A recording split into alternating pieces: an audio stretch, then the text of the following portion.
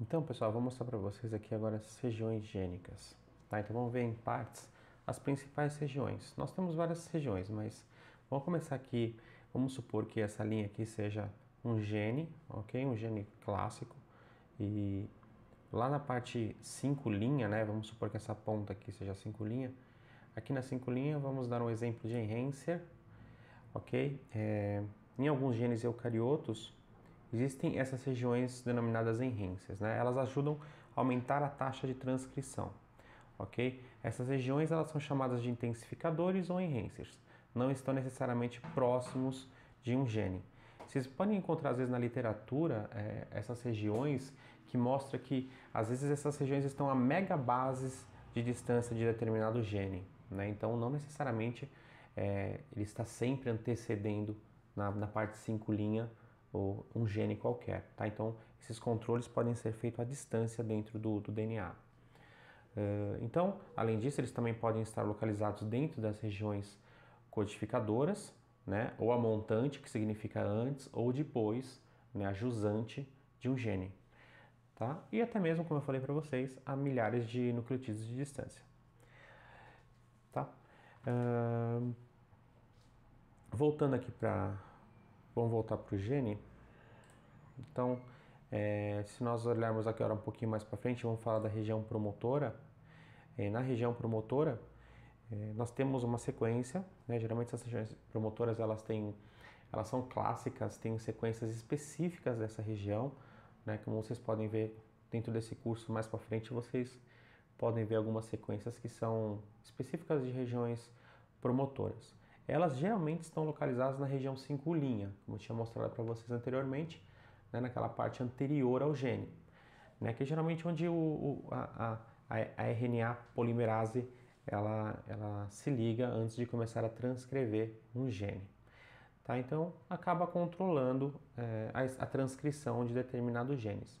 Tem muitos estudos que estudam essas regiões porque são importantes. Então, alterações, né, algumas mutações que ocorrem nessas regiões, elas podem gerar ou um aumento da transcrição do gene ou uma diminuição da transcrição de um gene, ok? Ou pode não gerar nada.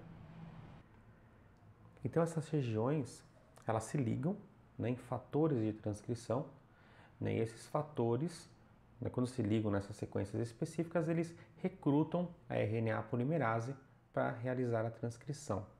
Ok? Então, eles podem controlar a eficiência de ligação da RNA polimerase nessas regiões e, consequentemente, a transcrição do gene.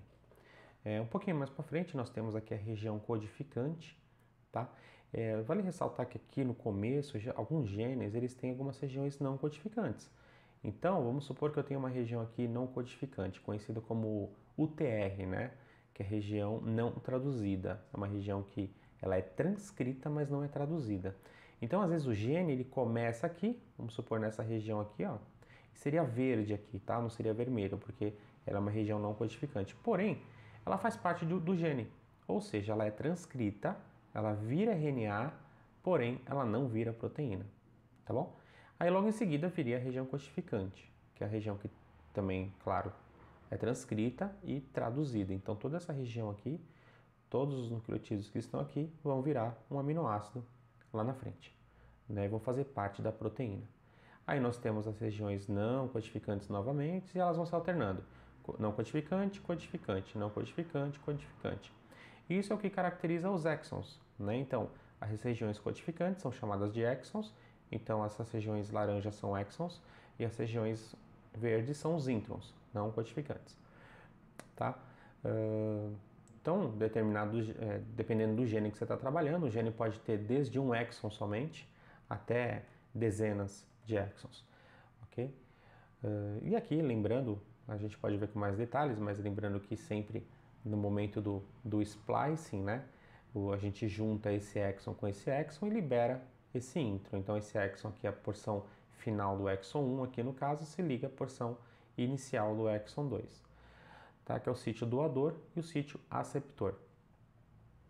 Ok? E quem faz essa junção é o spliceosome, a gente pode ver com mais detalhes nos fundamentos da biologia molecular. Nós temos aqui também geralmente uma região chamada não traduzida 3', né? no final. Alguns RNAs mensageiros, alguns RNAs, microRNAs podem se ligar nessa região e acabam degradando o RNA, né? Só que esse é um